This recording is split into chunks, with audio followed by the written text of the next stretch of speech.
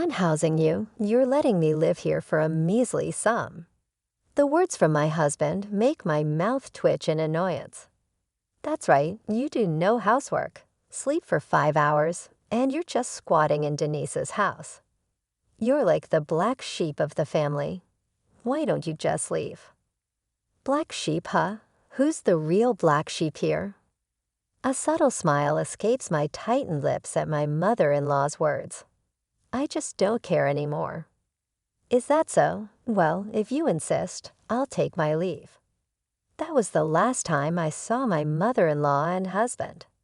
My name is Carlin Mavey. I'm 32 and work for a certain company in Boston. It's a pretty big company. Work there earnestly for a decade, and you'll be in a respectable position with a decent income. 2 years ago, I also married Dennis, who works for a similar-sized company. We live in a newly built house. It must seem like smooth sailing to everyone around us. I met Dennis, who's a year older, through a friend's introduction. First impression, he seemed sincere. He often talked about his mother, and I liked that he valued family. We didn't have a fiery romantic start, but we kind of started dating and then kind of got married. Even after marriage, we had no children because we both needed to continue working. We lived in a house too big for just the two of us, enjoying a comfortable newlywed life. Because we're both working, we often missed each other. However, we made sure to value the time we spent together, and we had no financial problems. I thought we were doing well, until now. Unlike me, who's lived alone since starting college, Dennis lived with his parents until just before our marriage. Born and raised in Boston, both his college and current workplace are not far away from his family home. I only know his late father through photos. Dennis was still in high school when his father passed away. Probably he didn't want to leave his mother alone. I met that mother-in-law for the first time at a dinner arranged for both families to meet. Dennis had told me his mother was about the same age as my own, but she looked much younger, a truly beautiful woman. Nice to meet me too, Carlin. My son speaks so highly of you. Please take good care of him. Mother-in-law smiled warmly as she spoke, and I couldn't sense any of the hardship she must have endured after losing her husband. Nice to meet you too, mother-in-law. I'm looking forward to becoming a family. I remember feeling relieved, thinking that this person and I might actually build a good family relationship together. Our home seemed to promise a fulfilling future, always filled with laughter and warmth. Both my parents and my mother-in-law were fully supportive of our marriage, and the preparations moved along surprisingly smoothly. We set the date for the wedding, and our house, under construction, was nearly complete. Before embarking on our married life, we made some decisions. We agreed we'd both work for a while, so we needed to pre-plan on chores, taking care of mother-in-law and financial matters. Firstly, chores would be handled by whoever was available at the time. Then regarding mother-in-law, she was still healthy and had father-in-law's inheritance, so she wouldn't struggle financially. We decided it would be best if we lived separately. Up to this point, all was good, but then came the issue of money. I thought splitting all expenses, including the mortgage, would be fair. Dennis had different ideas. Dennis proposed that I handle the mortgage payments while he takes care of other living expenses. This gave me pause. I had heard of couples splitting everything or pooling resources, but Dennis's suggestion was unusual. The monthly mortgage alone is $2,700. I had thought from the beginning that this was too heavy a burden. The 3-story house was too big, even if we were to have children, and the large property, mostly chosen by Dennis, seemed daunting to manage. Looking back, I realized I had already made several wrong choices, but I wasn't thinking clearly at the time. I didn't want any financial disagreements before marriage. So I convinced myself to agree with Dennis's proposal, In addition to the mortgage, there are other costs like groceries, utility bills, and taxes. I had no idea how much I would regret that decision later on. Every month, we put all our payments into a joint account in Dennis's name. This includes the mortgage, living expenses, travel costs, and future savings. The monthly withdrawals are hefty, but we're both high earners to begin with. Given our busy work schedules and limited time off, the joint account should have been continually growing. Why isn't there as much money as I expected? I stumbled upon it by chance. I casually opened our savings book to see how much we had saved up, wondering if we had some major expenses. I couldn't recall anything significant.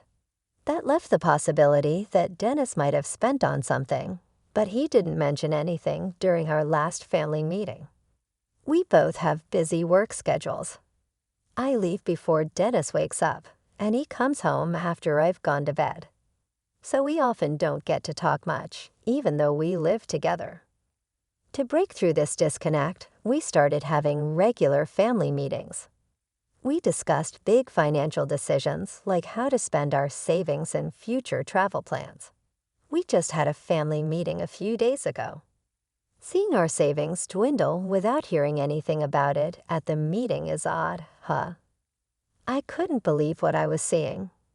Scanning through the latest transactions, I realized Dennis hadn't transferred his share of the living expenses for this month. I glanced at the calendar. It's been 3 days since payday. We're supposed to contribute our share by then.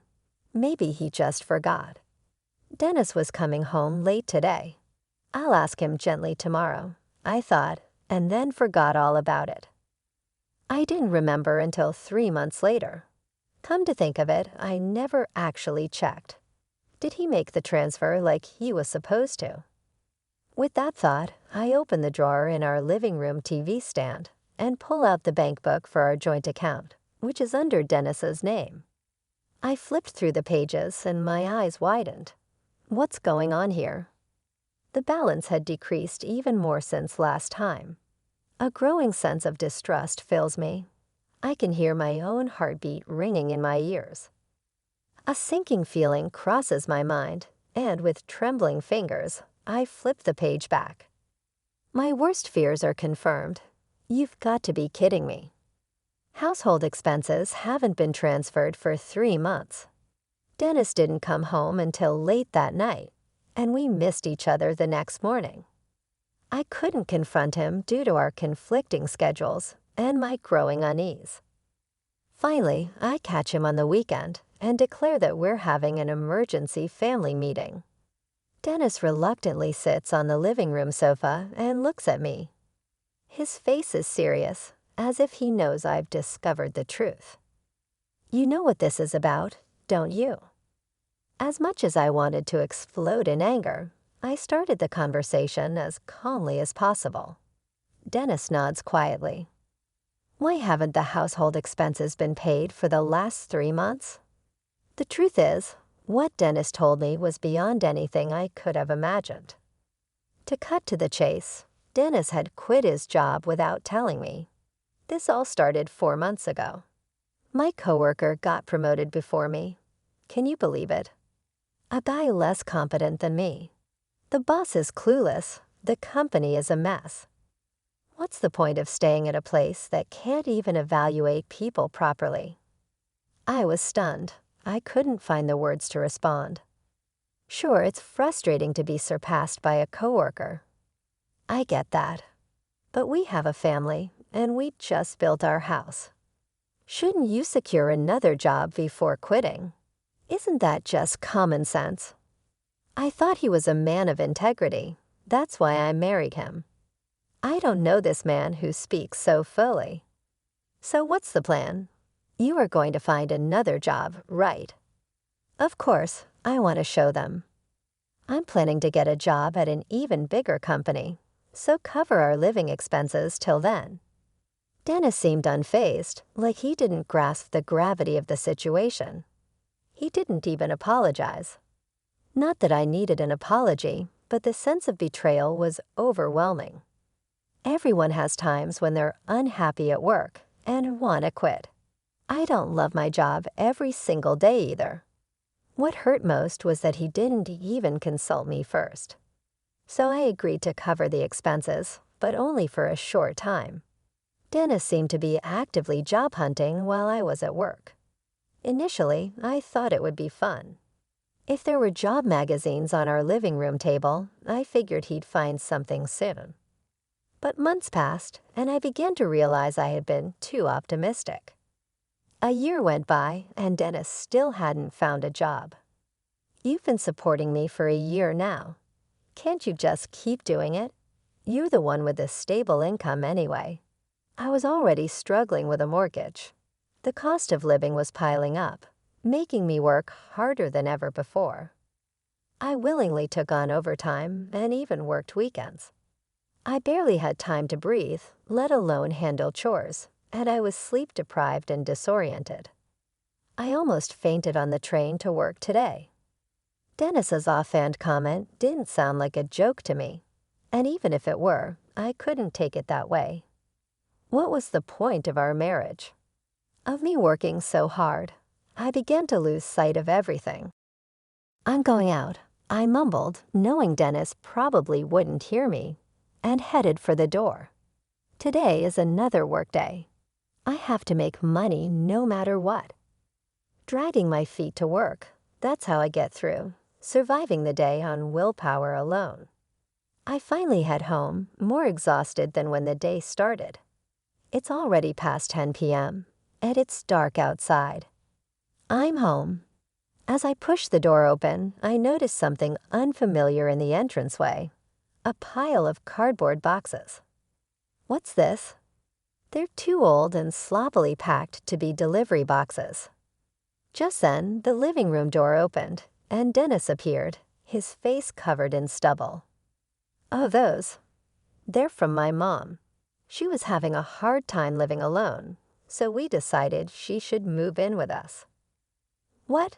I didn't hear anything about this. My anger surged. Living together? What on earth is he talking about? Ever since he quit his job without telling me, I've had no idea what he's thinking. I used to worry about his mother living alone, and I even thought we could have a good family relationship. But I didn't know it at the time that my seemingly cheerful and pleasant mother-in-law would turn out to be a real piece of work. The same could be said for my husband, too. What are you talking about? She's my mother. Helping her is a given. Are you stupid or something? That's the vibe I got. At this point, my opinion doesn't matter anymore. I've had enough of understanding this through my married life. A few days later, my mother-in-law showed up with a big grin. She hugged Dennis at the front door and gave me a sarcastic smile. "Oh, Carlin, you're here. I heard you're always busy with work, so I assumed you wouldn't be around." The words, "You probably don't do much housework, do you?" cracked my already fragile heart even more. My malevolent mother-in-law and my unemployed husband, Dennis, I couldn't see any hope for the future. Life with my mother-in-law was harder than I had ever imagined. When I'd get home late from work, she'd snark. "What are you doing? Not taking care of the house. You're failing as a wife." Dennis, far from defending me, would add insult to injury. "I'm letting you live in my house, so at least do the housework." How easy it would have been to say, "You're not working, so why don't you do it?" But no, that would only lead to more insults and emotional wounds. I didn't even have the energy to argue back anymore. My mother-in-law would just loaf around the house all day and never do any housework, as if it's the norm. Dennis had become so entitled to being taken care of that job listing magazines had disappeared from our living room. The only thing I could do while dealing with these two burdens was to work relentlessly. I needed money to live. More than that, while engrossed in my job, I could forget the harsh reality. People around me probably found it strange to see me more focused on work than I was before getting married. Despite not being married for very long, Occasionally, I felt concerned glances my way, but I was grateful they didn't say anything. If someone shows me kindness now, I'm afraid I won't be able to go on. Long days of working late, catching the last train home, squeezing in just 5 hours of sleep, and then heading back to the office as soon as dawn breaks. At this point, weekdays and weekends don't even matter, but I do plan on taking a half day off sometime this weekend. And the fact that I have to use that precious half day for a family meeting to tell those two that we can continue living like this, especially when my savings keep dwindling, almost breaks me. I knew my mother-in-law was constantly ordering food delivery, but recently, even Dennis has been joining in. They've been indulging in steak and caviar during the day. What's worse, they've even been taking trips together. For now, they're just day trips, but it could escalate to international travel. I used to put extra money into our joint account, but now that I've realized how much they're spending, I only transferred just enough to cover the monthly withdrawals. In other words, if they keep up the spending, payments will start falling behind, leading to a worst-case scenario. So here we are, the three of us gathered in the living room over the weekend. The two of them, now shadows of their former friendly and genuine selves, are glaring at the papers spread out on the coffee table. "What's the meaning of this, Carlin? What are you trying to say with all this paperwork?" My mother-in-law squints up at me. "It's a breakdown of our income and expenses. We can't continue living like this. I told you, I'll pay it back when I get a job. Just hold on a bit. And the mortgage is just a measly $2,700. I'm letting you live in my house, so don't make a fuss over such a measly sum." My house. You're letting me live here for a measly sum. Words I can't ignore make my lips twitch. That's right, you're the black sheep here, sleeping 5 hours a day, not doing any housework, and living in Dennis's house. Why don't you just leave? Black sheep, who's the real black sheep here? A laugh escapes my tightened lips at my mother-in-law's words. Everything suddenly becomes inconsequential.